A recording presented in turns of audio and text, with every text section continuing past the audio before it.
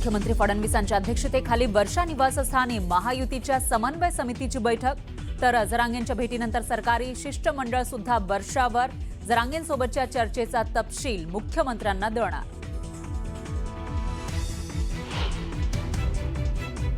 त्यांनी म्हणून सांगितलं, पण आंदोलन हे थांबणार नाहीये। 29 ऑगस्टला आंदोलन होणार आहे। मला हे निर्णायक आंदोलन करायचं। शिष्टमंडळाच्या चर्चेनंतरही जरांगे पाटील आंदोलनावर ठाम। 29 ऑगस्टला करणार निर्णायक आंदोलन।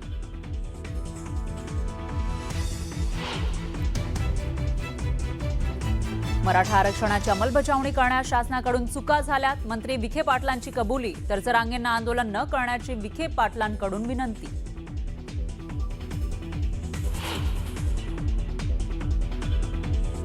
अमरावती दुर्घटनेच्या प्रश्नावरून आरोग्यमंत्री प्रकाश आबिटकर निरुत्तर। घटनेबाबत पत्रकारांच्या प्रश्नांना आबिटकरांचं थातूरमातूर उत्तर।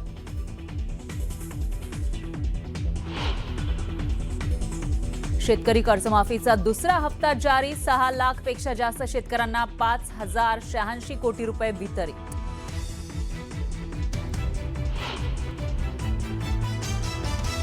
कांद्याच्या भावात वाढ होताच केंद्र सरकार अलर्ट मोडवर। नागरिकांना दिलासा देण्यासाठी नाफेडकडून साठवण्यात आला 840 टन कांदा उद्या लासलगावहून विशेष मालगाडीनं दिल्लीला रवाना होणार। एफडीएची आता चायनीज फूडवर नजर। मुलुंड आणि माहीममधील 2 चायनीज आस्थापनांवर एफडीएचा कारवाईचा बडगा। अन्न सुरक्षा आणि स्वच्छतेच्या नियमांचं उल्लंघन केल्याचं तपासणीत उघड।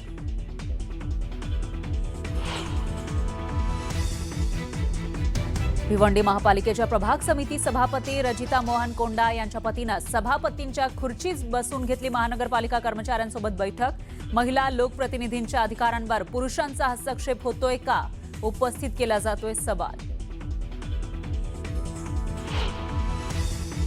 चंद्रपुरातील राजुरामध्ये 2 अज्ञात हल्लेखोरांनी केलेल्या गोळीबारात विनोद जाधव या व्यक्तीचा मृत्यू। पोलिसांकडून आरोपींचा शोध सुरू।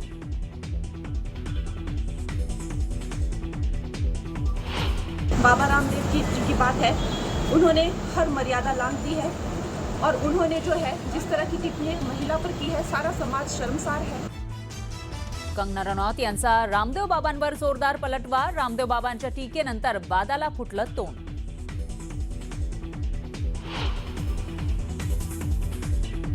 आणि कपिल देव तसंच सुनील गावस्कर यांच्यासह 21 माजी क्रिकेटपटूंचं पाकिस्तानचे पंतप्रधान शहबाज शरीफ यांना पत्र। इम्रान खान यांना तुरुंगात उपचार देण्याची पत्रातून केली मागणी।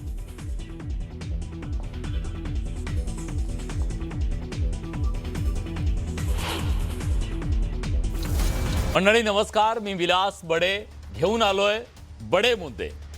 आणि आज बडे मुद्देच्या माध्यमातून आपल्याला एक अतिशय महत्त्वाच्या मुद्द्याला हात घालायचा आहे। राहुल गांधींची एक अतिशय महत्त्वाची अशी सभा पुण्यात पार पडली। छात्रों की गूंजच्या माध्यमातून त्यांनी विद्यार्थ्यांशी संवाद साधला।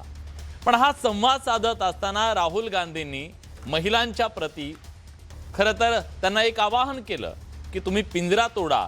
पण हा पिंजरा तोडा असं म्हणत असताना त्यांनी केवळ हिंदू महिलांच्या बद्दल ते बोलले, बाकीच्यांबद्दल ते का बोलले नाहीत असा सवाल करत त्यावर प्रश्नचिन्ह उपस्थित केलं जात आहे। म्हणूनच एक नवा वाद उभा राहिला आणि त्याच वादाच्या अनुषंगानं आज बडे मुद्देच्या माध्यमातून आपण चर्चा करणार आहोत। फक्त हिंदू महिलांच्या मुक्तीचा मुद्दा घेऊन राहुल गांधींनी पक्षपातीपणा केलाय का, हा मुद्दा आज चर्चेला घेऊया। या चर्चेत सहभागी होण्यासाठी मान्यवर पाहुणे आपल्या सोबत असतील। आपल्यासोबत काँग्रेसचे मुख्य प्रवक्ते अतुल लोंढे असतील, शेकापच्या प्रवक्त्या चित्रलेखा पाटील असतील, एमआयएमच्या नेत्या रोहिनाथ शेख या चर्चेमध्ये सहभागी होतील। त्याचबरोबर आज आपल्यासोबत या चर्चेत सहभागी होण्यासाठी शिवसेनेच्या प्रवक्त्या शायना एनसी आणि भाजपचे नेते प्रवक्ते मधु चव्हाण सुद्धा या चर्चेत सहभागी होणार आहेत। या सगळ्या मान्यवरांशी आपण बोलूया, चर्चा करूया। पण त्याआधी बघूया दिवसभरातले इतर काही महत्त्वाचे बडे मुद्दे। अमरावती जिल्हा स्त्री रुग्णालयातील नवजात शिशु कक्षात भीषण आग। 3 बालकांचा होरपळून मृत्यू तर 6 बालकांवर सुपर स्पेशालिटी रुग्णालयात उपचार। विरोधकांची सरकारवर जोरदार टीका। आरोग्यमंत्री प्रकाश आबिटकरांनी अमरावतीतल्या रुग्णालयाची केली पाहणी। आंबेडकरवादी संघटना आणि प्रहार संघटनेचा आक्रमक पवित्रा, आंबेडकरांना काळे झेंडे दाखवण्याचा प्रयत्न. मुंबईतल्या कांदिवलीत मराठी भाषा शिकण्याच्या विरोधात रिक्षा चालकांचा रास्ता रोको. लिंक रोडवर मोठी वाहतूक कोंडी. काही रिक्षा चालकांनी प्रवाशांना धमकावल्याचा आरोप. जरांगे पाटील आणि सरकारच्या शिष्टमंडळातली चर्चा तोडग्याविना संपली. 29 ऑगस्टला करणार निर्णायक आंदोलनावर जरांगे ठाम. तर मराठा आरक्षणाची अंमलबजावणी करण्यात सरकारकडून चुका झाल्याची विखे पाटलांची कबूल.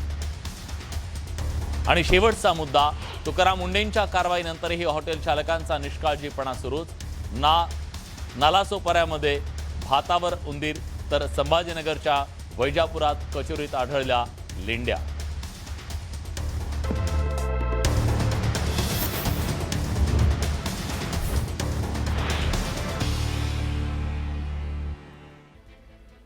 पाहुयात पुढची बातमी. महिला आरक्षण विधेयकावरून माजी केंद्रीय मंत्री पी चिदंबरम आणि मुख्यमंत्री फडणवीस यांच्यामध्ये आरोप प्रत्यारोप सुरू झालेले आहेत. 2023 साली मंजूर झालेल्या विधेयकाची अंमलबजावणी का करत नाही असा सवाल काँग्रेसचे नेते पी चिदंबरम यांनी केलेला आहे आणि त्याच्यावर आता मुख्यमंत्र्यांनी सुद्धा प्रतिक्रिया दिली आहे. महिला आरक्षणाशी मतदारसंघ पुनर्रचना विधेयक जोडण्याचा केंद्राचा प्रयत्न आहे असा आरोप चिदंबरम यांनी केला होता. दरम्यान महिलांना आता खरं आरक्षण देण्याची वेळ आली आहे. मात्र विरोधकांना महिलांना आरक्षण मिळू द्यायचं नाही असं म्हणत चिदंबरम यांच्या आरोपाला मुख्यमंत्री फडणवीसांनी जोरदार प्रत्युत्तर दिलंय.